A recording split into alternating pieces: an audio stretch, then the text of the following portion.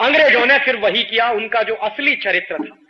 पहले कोठी बनाई, व्यापार शुरू किया, धीरे धीरे पूरे सूरत शहर में उनका व्यापार फैला और सन 1612 में सूरत के नवाब की हत्या कराई।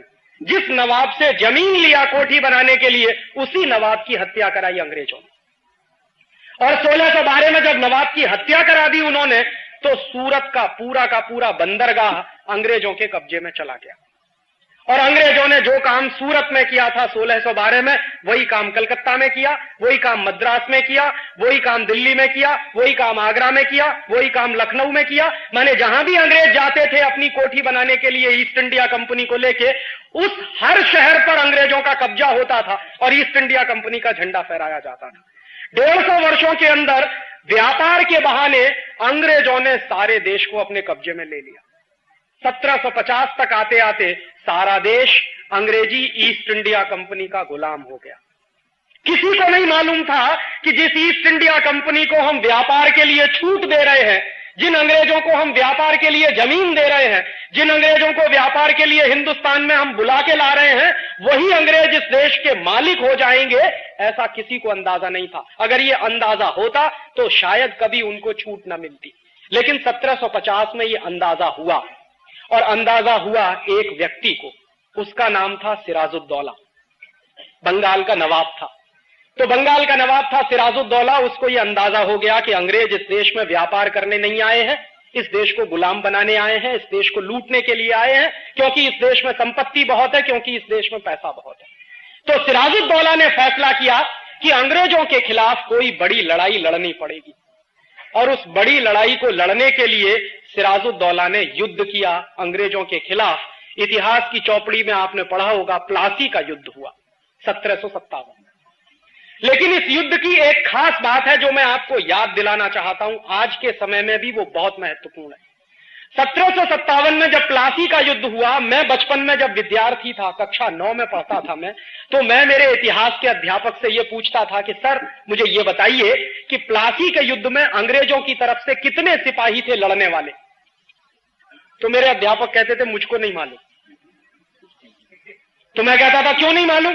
तो कहते थे कि मुझे किसी ने नहीं पढ़ाया, तो मैं तुमको कहां से पढ़ा दूं। तो मैं उनको बराबर एक ही सवाल पूछता था कि सर आप जरा यह बताइए कि बिना सिपाही के कोई युद्ध हो सकता है कि नहीं? तो फिर हमको यह क्यों नहीं पढ़ाया जाता कि युद्ध में कितने सिपाही थे अंग्रेजों के पास? और उसके दूसरी तरफ एक और सवाल मैं अक्सर पूछता था कि अच्छा यह बताइए अंग्रेजों के पास कितने सिपाही थे, यह तो हमको नहीं मालूम। सिराजुद्दौला जो लड़ रहा था हिंदुस्तान की तरफ से, उसके पास कितने सिपाही थे? तो कहते थे वो भी नहीं मालूम। प्लासी के युद्ध के बारे में इस देश में इतिहास की 150 किताबें हैं जो मैंने देखी हैं। उन 150 में से एक भी किताब में यह जानकारी नहीं दी गई है कि अंग्रेजों की तरफ से कितने सिपाही लड़ने वाले थे और हिंदुस्तान की तरफ से कितने सिपाही लड़ने वाले थे। और मैं आपको सच बताऊं, मैं मेरे बचपन से इस सवाल से बहुत परेशान रहा, और इस सवाल का जवाब अभी 3 साल पहले मुझे मिला। वो भी हिंदुस्तान में नहीं मिला, लंदन में मिला। लंदन में एक इंडिया हाउस लाइब्रेरी है, बहुत बड़ी लाइब्रेरी है। उस इंडिया हाउस लाइब्रेरी में हिंदुस्तान के गुलामी के 20,000 से ज्यादा दस्तावेज रखे हुए हैं, जो हमारे देश में नहीं है, वहां रखे। भारतवर्ष को अंग्रेजों ने कैसे तोड़ा, कैसे गुलाम बनाया, इसकी पूरी विगतवार जानकारी उन 20,000 दस्तावेजों में इंडिया हाउस लाइब्रेरी में मौजूद है। मेरे एक परिचित हैं प्रोफेसर धर्मपाल, वो 40 वर्ष तक यूरोप में रहे। मैंने एक बार उनको एक चिट्ठी लिखी, मैंने कहा सर मैं ये जानना चाहता हूं बेसिक क्वेश्चन कि प्लासी के युद्ध में अंग्रेजों के पास कितने सिपाही थे। तो उन्होंने कहा देखो राजीव, अगर तुमको ये जानना है तो बहुत कुछ जानना पड़ेगा, और तुम तैयार हो जानने के लिए? मैंने कहा मैं सब जानना चाहता हूं। मैं इतिहास का विद्यार्थी नहीं लगा, लेकिन इतिहास को समझना चाहता हूं कि ऐसी कौन सी खास बात थी जो हम अंग्रेजों के गुलाम हो गए। ये समझ में तो आना चाहिए अपने को कि कैसे हम अंग्रेजों के गुलाम हो गए। ये इतना बड़ा देश, 34 करोड़ की आबादी वाला देश, 50,000 अंग्रेजों का गुलाम कैसे हो गया, ये समझना चाहिए। तो वो प्लासी के युद्ध पर से वो समझ में आया। उन्होंने कुछ दस्तावेज मुझे भेजे फोटोकॉपी करा के, और वो मेरे पास अभी भी है। उन दस्तावेजों को जब मैं पढ़ता था तो मुझे पता चला कि प्लासी के युद्ध में अंग्रेजों के पास मात्र 300 सिपाही थे, 300, और सिराजुद्दौला के पास 18,000 सिपाही थे। अब किसी भी सामने के विद्यार्थी से, बच्चे से या सामान्य बुद्धि के आदमी से आप ये पूछो कि एक बाजू में 300 सिपाही और दूसरे बाजू में 18,000 सिपाही, कौन जीतेगा? 18,000 सिपाही जिसके पास है वो जीतेगा। लेकिन जीता कौन? जिनके पास मात्र 300 सिपाही थे वो जीत गए, और जिसके पास 18,000 सिपाही थे वो हार गए। और हिंदुस्तान के, भारतवर्ष के एक एक सिपाही के बारे में अंग्रेजों के पार्लियामेंट में यह कहा जाता था कि भारतवर्ष का एक सिपाही अंग्रेजों के 5 सिपाहियों को मारने के लिए काफी है, इतना ताकतवर। तो इतने ताकतवर 18,000 सिपाही अंग्रेजों के कमजोर 300 सिपाहियों से कैसे हारे, ये बिल्कुल गंभीरता से समझने की जरूरत है। और उन दस्तावेजों को देखने के बाद मुझे पता चला कि हम कैसे हारे। अंग्रेजों की तरफ से जो लड़ने आया था उसका नाम था रॉबर्ट क्लाइव, वो अंग्रेजी सेना का सेनापति था। और भारतवर्ष की तरफ से जो लड़ रहा था सिराजुद्दौला, उसका भी एक सेनापति था, उसका नाम था मीर जाफर। तो हुआ क्या था? रॉबर्ट क्लाइव ये जानता था कि अगर भारतीय सिपाहियों से सामने से हम लड़ेंगे तो हम 300 लोग हैं, मारे जाएंगे, 1 घंटे भी युद्ध नहीं चलेगा। और क्लाइव ने इस बात को कई बार ब्रिटिश पार्लियामेंट को चिट्ठी लिख के कहा था। क्लाइव की 2 चिट्ठियां हैं उन दस्तावेजों में। एक चिट्ठी में क्लाइव ने लिखा कि हम सिर्फ 300 सिपाही हैं और सिराजुद्दौला के पास 18,000 सिपाही हैं, हम युद्ध जीत नहीं सकते हैं। अगर ब्रिटिश पार्लियामेंट, अंग्रेजी पार्लियामेंट ये चाहती है कि हम प्लासी का युद्ध जीतें तो जरूरी है कि हमारे पास और सिपाही भेजे जाएं। उस चिट्ठी के जवाब में क्लाइव को ब्रिटिश पार्लियामेंट की एक चिट्ठी मिली थी और वो बहुत मजेदार है, उसको समझना चाहिए। उस चिट्ठी में ब्रिटिश पार्लियामेंट के लोगों ने यह लिखा कि हमारे पास इससे ज्यादा सिपाही है नहीं। क्यों नहीं है? क्योंकि 1757 में जब प्लासी का युद्ध शुरू होने वाला था, उसी समय अंग्रेजी सिपाही फ्रांस में नेपोलियन बोनापार्ट के खिलाफ लड़ाई लड़ रहे थे। और नेपोलियन बोनापार्ट क्या था? अंग्रेजों को मार मार के फ्रांस से भगा रहा था। तो पूरी की पूरी अंग्रेजी ताकत और अंग्रेजी सेना नेपोलियन बोनापार्ट के खिलाफ फ्रांस में लड़ती थी, इसलिए वो ज्यादा सिपाही दे नहीं सकते थे। तो उन्होंने कहा अपने पार्लियामेंट में कि हम इससे ज्यादा सिपाही आपको दे नहीं सकते, जो 300 सिपाही है उन्हीं से आपको प्लासी का युद्ध जीतना है। तो रॉबर्ट क्लाइव ने अपने 2 जासूस लगाए। उसने कहा देखो युद्ध लड़ेंगे तो मारे जाएंगे, अब आप एक काम करो। उसने 2 अपने साथियों को कहा कि आप जाओ और सिराजुद्दौला की आर्मी में पता लगाओ कि कोई ऐसा आदमी है क्या जिसको रिश्वत दे दे, जिसको लालच दे दे, और रिश्वत के लालच में जो अपने देश से गद्दारी करने को तैयार हो जाए, ऐसा आदमी तलाश करो। उसके 2 जासूसों ने बराबर सिराजुद्दौला की आर्मी में पता लगाया कि हां एक आदमी है, उसका नाम है मीर जाफर। अगर आप उसको रिश्वत दे दो तो वो हिंदुस्तान को बेच सकता, इतना लालची आदमी। और अगर आप उसको कुर्सी का लालच दे दो तब तो वो हिंदुस्तान की 7 पुश्तों को बेच सकता। और मीर जाफर क्या था? मीर जाफर ऐसा आदमी था जो रात दिन एक ही सपना देखता था कि एक ना एक दिन मुझे बंगाल का नवाब बनना। और उस जमाने में बंगाल का नवाब बनना ऐसा ही होता था जैसे आज के जमाने में बहुत नेता ये सपना देखते हैं कि मुझे हिंदुस्तान का प्रधानमंत्री बनना, चाहे देश बेचना पड़े। तो मीर जाफर के मन का ये जो लालच था कि मुझे बंगाल का नवाब बनना है, माने कुर्सी चाहिए और मुझे पूंजी चाहिए, पैसा चाहिए, सत्ता चाहिए और पैसा चाहिए, ये दोनों लालच उस समय मीर जाफर के मन में सबसे ज्यादा प्रबल थे। और उस लालच को रॉबर्ट क्लाइव ने बराबर भांप लिया। तो रॉबर्ट क्लाइव ने मीर जाफर को चिट्ठी लिखी है, वो चिट्ठी दस्तावेजों में मौजूद है और उसकी फोटोकॉपी मेरे पास है। उसने चिट्ठी में 2 ही बातें लिखी हैं। देखो मीर जाफर, अगर तुम अंग्रेजों के साथ दोस्ती करो और ईस्ट इंडिया कंपनी के साथ समझौता करो तो हम तुमको युद्ध जीतने के बाद बंगाल का नवाब बनाएंगे। और दूसरी बात कि जब आप बंगाल के नवाब हो जाओगे तो सारी की सारी संपत्ति आपकी हो जाएगी। इस संपत्ति में से 5% हमको दे देना, बाकी तुम जितना लूटना चाहो लूटना। मीर जाफर चूंकि रात दिन यही सपना देखता था कि किसी तरह कुर्सी मिल जाए और किसी तरह पैसा मिल जाए, तुरंत उसने वापस रॉबर्ट क्लाइव को चिट्ठी लिखी और उसने कहा कि मुझे आपकी दोनों बातें मंजूर हैं, बताइए करना क्या है। तो आखिरी चिट्ठी लिखी है रॉबर्ट क्लाइव ने मीर जाफर को कि आपको सिर्फ इतना करना है कि युद्ध जिस दिन शुरू होगा उस दिन आप अपने 18,000 सिपाहियों को कहिए कि वो मेरे सामने सरेंडर कर दें बिना लड़े। मीर जाफर ने कहा कि आप अपनी बात पर कायम रहोगे, मुझे नवाब बनाना है आपको। तो रॉबर्ट ने कहा कि बराबर, हम हमारी बात पर कायम है, आपको हम बंगाल का नवाब बना देंगे।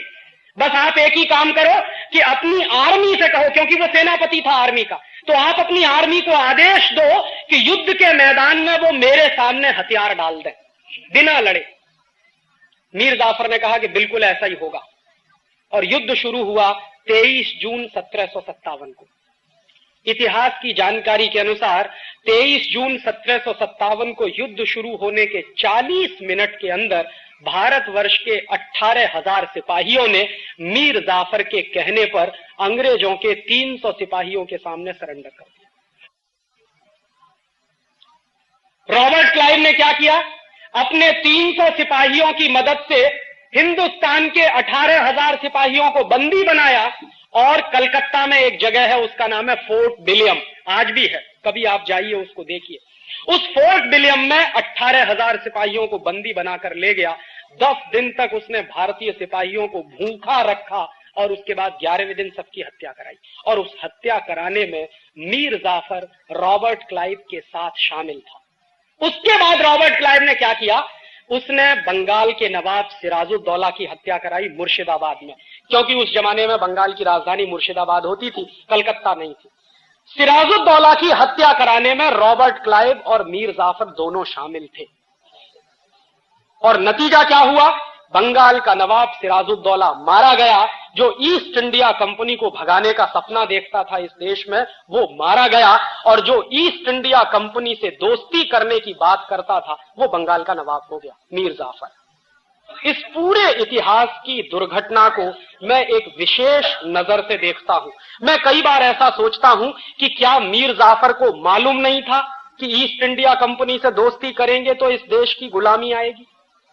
मीर जाफर जानता था इस बात को। मीर जाफर बराबर जानता था कि मैं मेरे कुर्सी के लालच में जो खेल खेल रहा हूं, उस खेल में इस देश को सैकड़ों वर्षों की गुलामी आ सकती है, ये वो जानता था। और यह भी जानता था कि अपने स्वार्थ में, अपने लालच में मैं जो गद्दारी करने जा रहा हूं इस देश के साथ, उसके क्या दुष्परिणाम होंगे वो भी उसको मालूम थे। लेकिन इसका होता कि हम 1757 ऐसा सोचता हूं कि गुलामी से आजाद हो जाते, क्योंकि 18,000 सिपाही हमारे पास थे और 300 अंग्रेज सिपाहियों को मारना बिल्कुल आसान काम था हमारे लिए। हम 1757 में ही अंग्रेजों की गुलामी से आजाद हो जाते, एक बात। और दूसरी बात, ये जो 200 वर्ष की गुलामी हमको झेलनी पड़ी 1757 से 1947 तक की, और उस 200 वर्ष की गुलामी को भगाने के लिए 6 लाख लोगों की जो कुर्बानियां हमको देनी पड़ी, वो बच गया होता।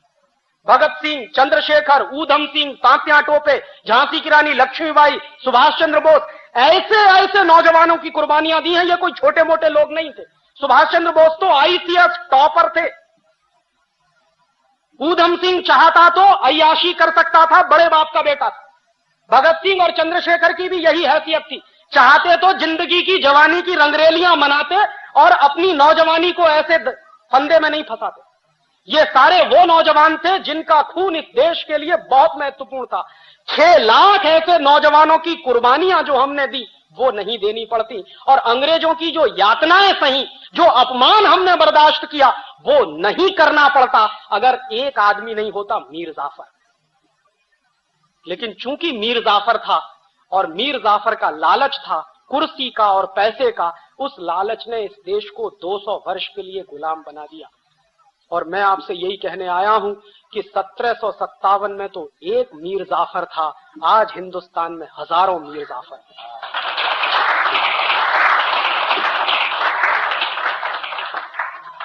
जो देश को वैसे ही गुलाम बनाने में लगे हुए हैं जैसे मीर जाफर ने इस देश को गुलाम बनाया।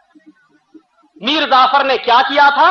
विदेशी कंपनी को समझौता किया था बुला के, और विदेशी कंपनी से समझौता करने के चक्कर में उसको कुर्सी मिली थी और पैसा मिला था। आज जानते हैं हिंदुस्तान का जो नेता प्रधानमंत्री बनता है, हिंदुस्तान का जो नेता मुख्यमंत्री बनता है, वो सबसे पहला काम जानते हैं क्या करता है?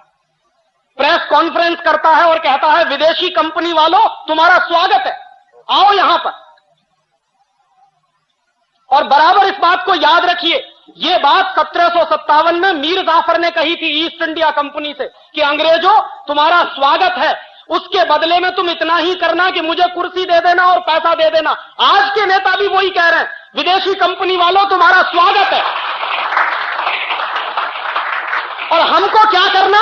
हमको कुछ नहीं, मुख्यमंत्री बनवा देना, प्रधानमंत्री बनवा देना, 100-200 करोड़ रुपए की रिश्वत दे देना, बोफोर्स के माध्यम से हो या एनरॉन के माध्यम से हो, हम उसी में खुश हो जाएंगे, सारा देश हम आपके हवाले कर देंगे। ये इस समय चल रहा, और इतिहास की वही दुर्घटना दोहराई जा रही है जो 1757 में हो चुकी।